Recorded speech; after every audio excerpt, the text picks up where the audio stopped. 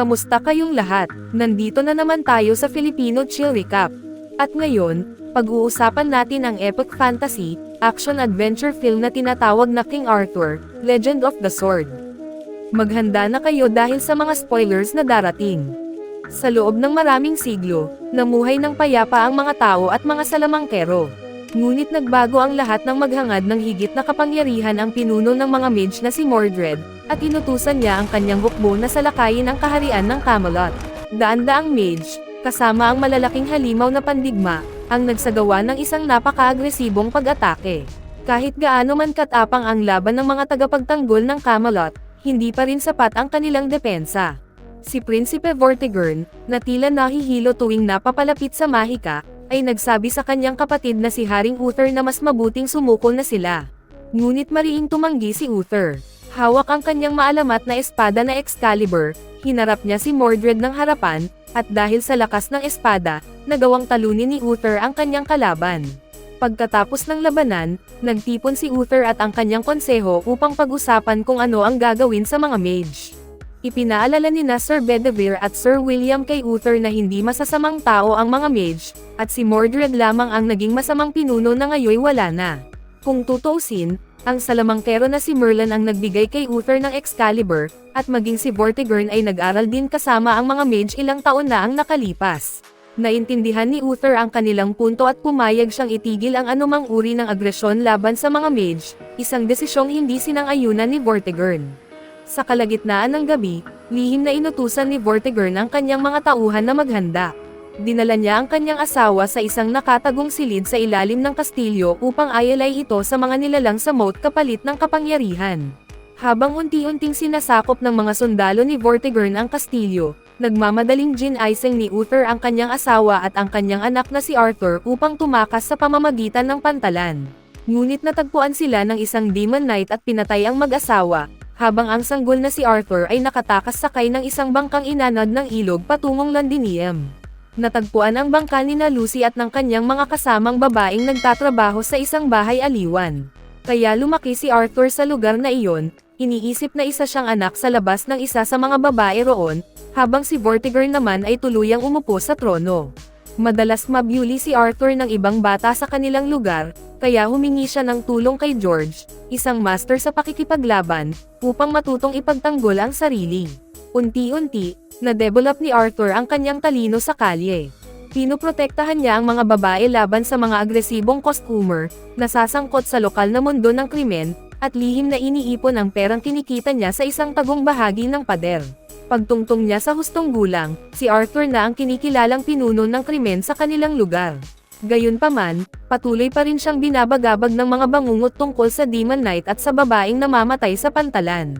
Samantala, malupit na pinamumunuan ni Vortigern ang kaharian at ibinuhos ang halos lahat ng yaman nito sa pagpapatayo ng isang napakalaking tore. Isang umaga, napansin ni Vortigern na umatras ang lahat ng tubig sa paligid ng kastilyo, at dito nahayag ang kinaroroonan ng Excalibur na nakabaon sa isang bato. Nag-aagawan ang mga sundalo upang bunutin ito, ngunit walang sino man ang nagtagumpay. Nabahala si Vortigern sa maaaring kahulugan nito kaya bumalik siya sa mga nilalang sa moat upang ipaalala na inialay niya ang isang minamahal kapalit ng kapangyarihan, at hindi dapat magkaroon ng mga balakid. Ipinaliwanag ng mga nilalang na hindi maiiwasan ang balanse. Kapag lumalakas ang isang panig ng kapangyarihan, kailangang lumakas din ang kabila. Kung nais niyang pigilan ang espada, kailangan niyang hanapin si Arthur at tuluyang tapusin ito. Bumalik tayo kay Arthur. Isang araw, sinorpresa niya si Lucy ng perang kinuha niya mula sa lalaking huling nanakit dito. Humanga si Lucy dahil ang lalaking iyon ay isang Viking, at kilala ang kanilang grupo bilang mapanganib. Sa sandaling iyon, dumating sina Jack kasama ang mga Royal Guard sa bahay aliwan upang hanapin ang isang rebelde na umatake sa barge ng hari.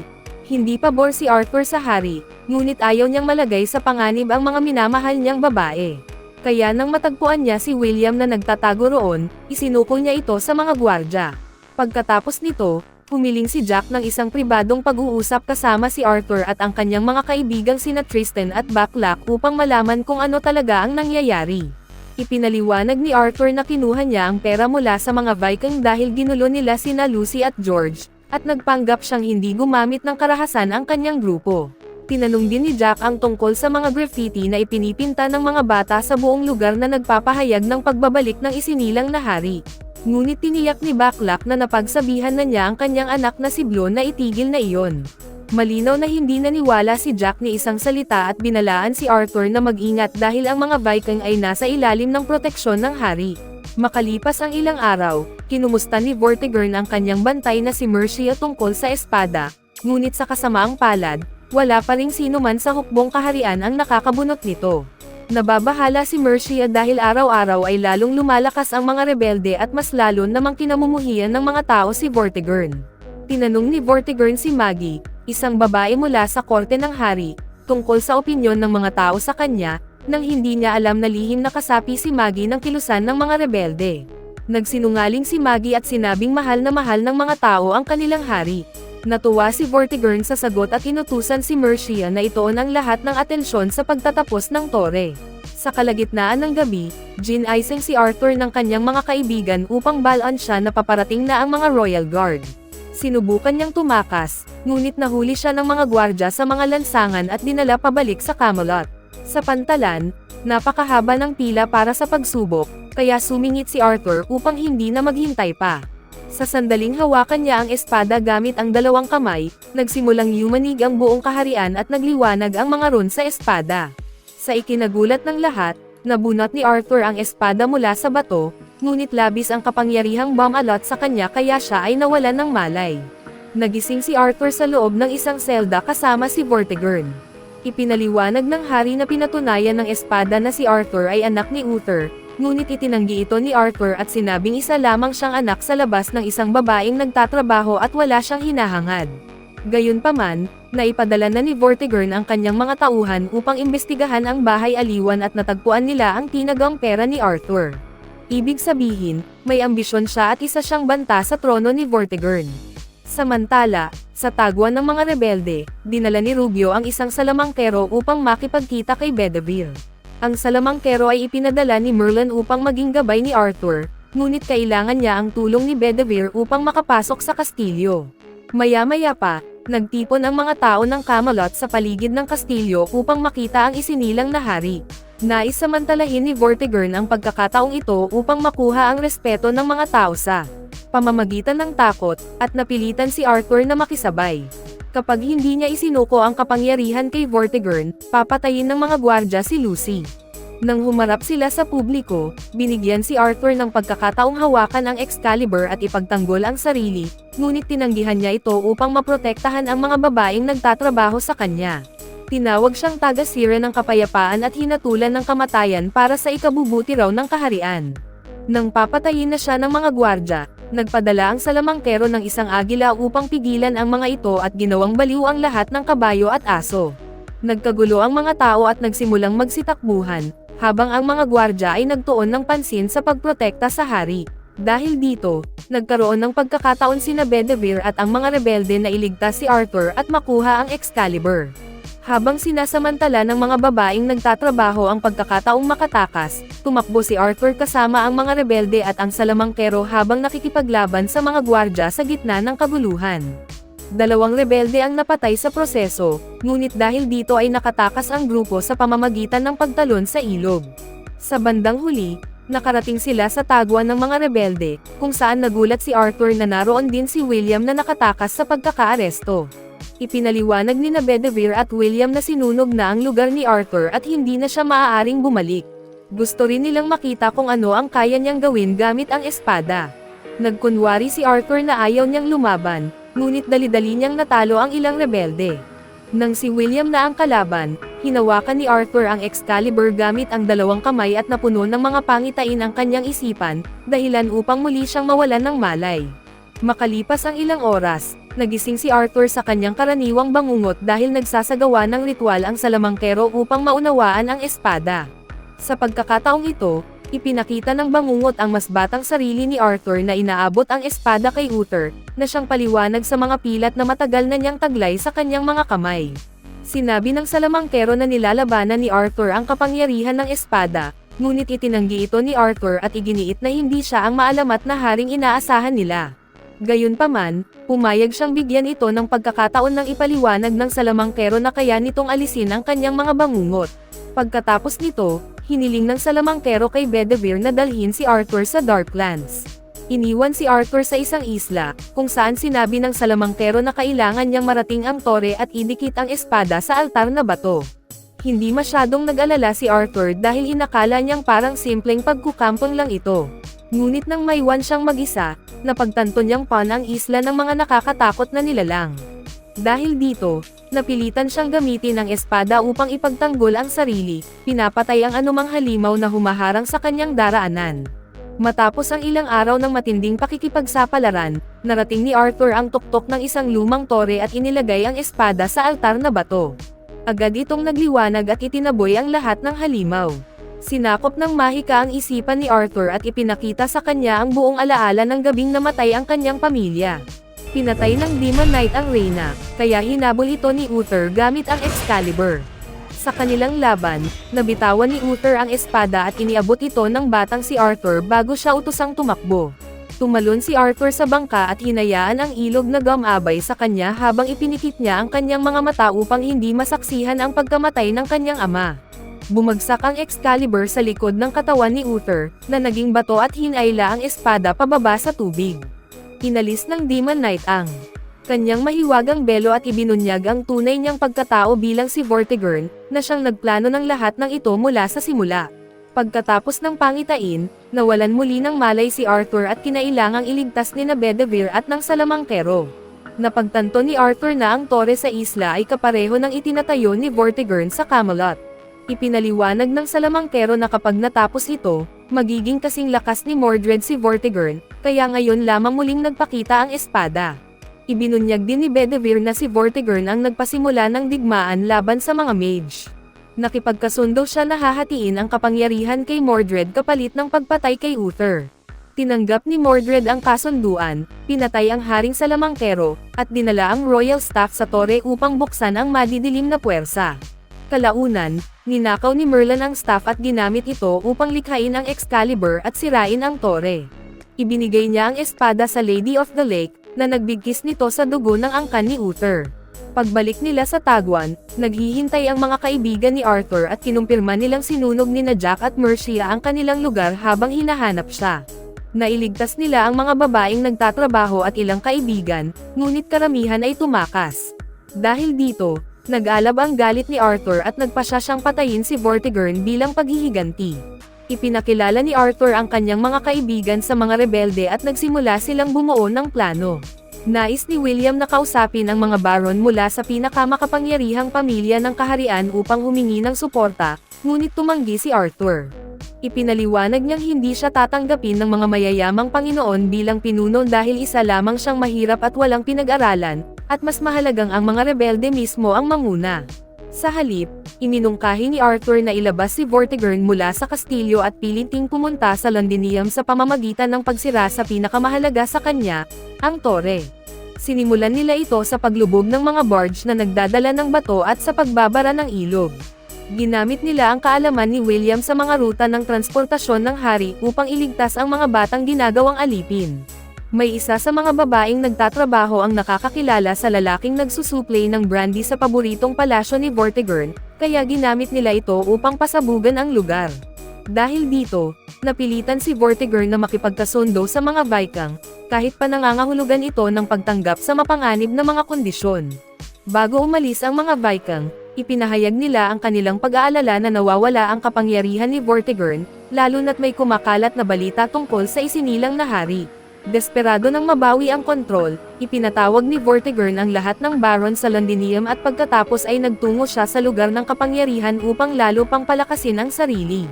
Maya-maya, dumating si Maggie sa Tagwan at ibinalita ang paparating na pagpupulong ni Vortigern, na nagbigay inspirasyon sa mga rebelde na magplano ng pagpaslang sa kanya sa oras na dumalaw siya sa Londinium. Kailangan nila ng isang ligtas na gusali na maaari nilang pagbarilan mula roon, kaya pinatunayan ni William na kaya niyang pumatay ng kahit sino gamit ang kanyang pana mula sa 175 yards. Nang dumating ang araw, pinanood ni Arthur ang pagdating ng hari sakay ng karwahe at hindi niya maiwasang isipin na masyado itong madali. Kalaunan, napag-alaman na isa pala itong bitag. Nagtatago si Vortigern kasama si Maggie sa isang bangka dahil alam niyang especially iya ito at ginamit niya si Maggie upang maisakatuparan ang plano. Napansin ni Arthur na ang haring nasa lansangan ay isang aktor lamang, ngunit nagpasya pa rin si William na paputukan ito upang patayin si Mercia. Agad na itinaas ng mga gwardya ang alarma at sinimulang halughugin ang buong bayan upang hanapin ang mga rebelde. Sinubukan ng grupo ni Arthur na magtago sa gitna ng karamihan, ngunit natagpuan pa rin sila ng mga gwardya at sumiklab ang isang mabangis na labanan. Sa gitna ng sagupaan, nasugatan si Baklak. Sinabi niyang magpatuloy na sila nang wala siya, kaya ipinagpatuloy ng grupo ang pakikipaglaban sa mga lansangan. Nasugatan din si Rubio at siya naman ang naiwan upang iligaw ang mga gwardya habang palihim na tumakas ang grupo papunta sa paaralan ni George, dahil may lihim itong lagusan na maaari nilang daanan. Gayunpaman, tumanggi ang lahat na tumakas na parang mga duwag at pinili nilang lumaban. Biglang pumasok ang mga gwardya at nagsimula ang isang napakalaking labanan. Sinubukan tumulong ng salamangkero sa pamamagitan ng pag-utos sa kanyang mga ibon, ngunit nabigo ang kanyang plano at siya ay nabihag. Dahil dito, labis na nagalit si Arthur kaya hinawakan niya ang Excalibur gamit ang dalawang kamay at sa loob lamang ng ilang segundo ay natalo niya ang buong hukbo.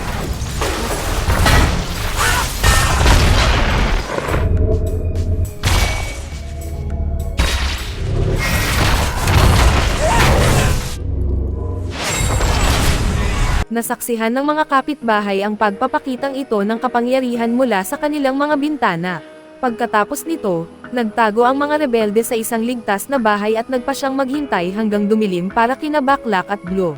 Sa mga lansangan, nagsimula ng mag-alsa ang mga tao dahil kumakalat na ang balita tungkol sa kapangyarihan ni Arthur, ngunit ayaw pa rin niyang manguna bilang leader. Makalipas ang ilang oras, dumating si Blue dala si Baklak sa ligtas na bahay, ngunit alam ni Baklak na siya ay mamamatay na at hiniling kay Arthur na umalis nang wala siya. Hinayla ni Arthur si Blue palayo bago pa dumating si Vortigern kasama ang kanyang mga gwardya, na natunton ang ligtas na bahay matapos sundan ang bata. Nagkunwari si Baklak na wala siyang alam, ngunit naputol ang pagtatanong nang bumalik si Blue dahil ayaw niyang iwan ang kanyang ama. Ramdam ni Blue ang panganib kaya nagkunwari siyang tagalinis lamang at sinabing hindi niya kilala si Baklak.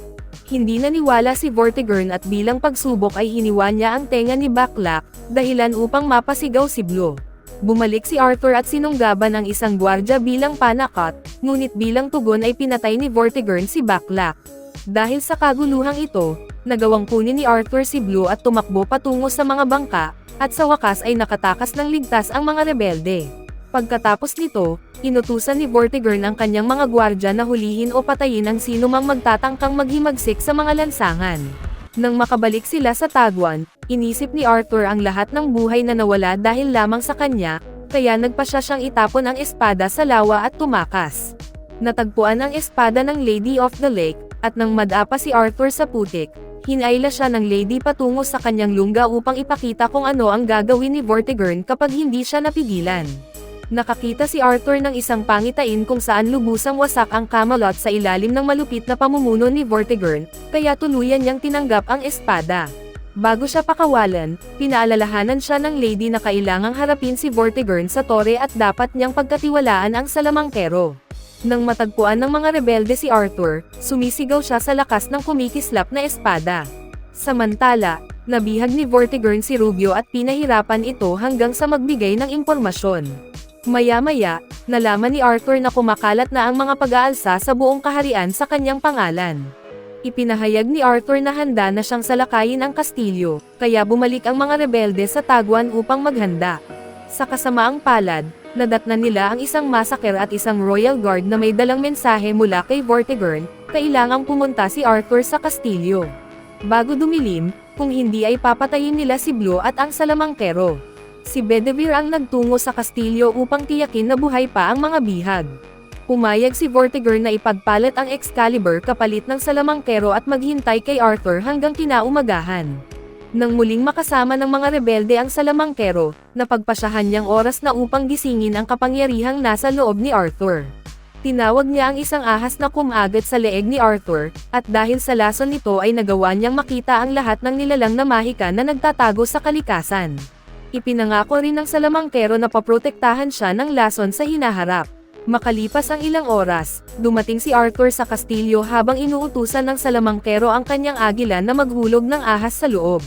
Dinala si Arthur upang humarap sa hari, ngunit nang papatayin na ni Vortigern ang kanyang pamangkin, napansin nito ang ahas sa isang haligi. Pinatay ni Vortigern ang ahas at aksidenteng naibaon ang espada sa bato, kaya hindi na niya ito mabunot. Sa sandaling iyon, nagpadala ang salamangkero ng isang dambuhalang ahas sa loob ng kastilyo na pumatay sa lahat ng gwardya, habang nabawi naman ni Arthur ang Excalibur. Sa mga lansangan, pinalaya ng mga rebelde ang lahat ng bilanggo upang pasiklaban muli ang mga pag-aalsa. Nais ni Vortigern ng mas malaking kapangyarihan, at pinaalalahanan siya ng mga nilalang na may katumbas na kapalit ito. Wala na siyang ibang pagpipilian, kaya hinanap niya ang kanyang anak na babae at pinatay ito habang umiiyak sa matinding sakit. Dinala niya ang katawan sa mga nilalang at muling naging Demon Knight. Sa labas, hinarap ni Arthur ang sinumang gwardyang hamarang sa kanya at madali niya silang tinalo dahil sa lakas ng kanyang espada.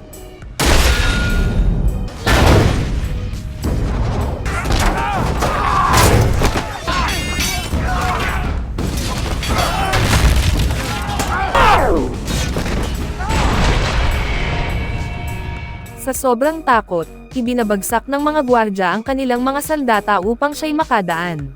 Habang dumarating ang mga rebelde upang sakupin ang kastilyo, pumasok si Arthur sa tore at agad tumugon ang Excalibur sa mahika roon. Na-teleport si Arthur sa tuktok ng tore kung saan naghihintay si Vortigern, at nagsimula ang isang mabangis na labanan. Dahil sa mga sakripisyong ginawa niya, napakalakas ni Vortigern at mabilis niyang natalo si Arthur. Nang ipahayag ni Vortigern na ang espada ay kanya na ngayon, saka kumilos ang lason at binigyan si Arthur ng huling pangitain. Sa pagkakataong ito, hindi na ipinikit ni Arthur ang kanyang mga mata nang mamatay si Uther. Inagaw niya ang espada bago pa ito tuluyang lumubog sa katawan ng kanyang ama. Sinabi ni Uther na ang espada ay kanya na ngayon. Nagising si Arthur at nakita niyang nagliliwanag ang Excalibur sa kapangyarihan. Agad niya itong hinawakan at muling hinarap si Vortigern, ngayon ay may mas mahusay na kontrol sa lakas ng espada. Paulit-ulit na tinamaan si Vortigern hanggang sa tuluyan siyang mapatay ni Arthur, habang sinasabi niyang naging ganito siya dahil mismo kay Vortigern na nagpal-ayes sa kanya sa mga lansangan. Bilang isang mapait na biro, hinalikan pa ni Arthur ang kamay ni Vortigern.